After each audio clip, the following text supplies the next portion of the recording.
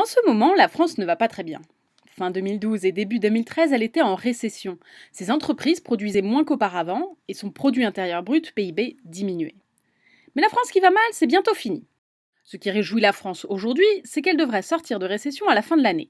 L'INSEE prévoit une croissance nulle au troisième trimestre 2013, mais une hausse du PIB de 0,1% au quatrième trimestre de l'année. Nous sommes sortis de la récession. La récession, c'est 2 trimestres Ouais. consécutifs de croissance négative. Nous avons eu ça. Je sens dans le pays très nettement un frémissement économique qu'il faut transformer maintenant en reprise de la croissance durable. Mais rien n'indique que la croissance sera forte en 2014. Le gouvernement espère 1,2% de croissance, mais le FMI, par exemple, le Fonds monétaire international, qui fait lui aussi ses calculs, envisage un plus petit 0,8%. C'est positif, mais c'est peu, car on peut parler de sortie de crise à partir de 0,4% de croissance par trimestre. Sinon, le chômage ne diminue pas. Et ce n'est pas ce qui est prévu en 2014.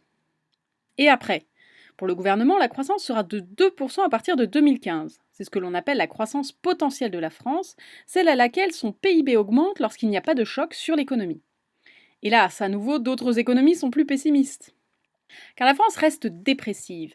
Avec son taux de chômage qui dépasse les 10% et les politiques d'austérité, les ménages consomment moins. Et les entreprises n'envisagent pas d'augmenter leurs investissements. À plus long terme, la croissance ne pourra sûrement plus évoluer comme avant. Tout d'abord parce que la population en âge de travailler va diminuer avec le départ à la retraite des baby-boomers. Moins de travailleurs, moins de production.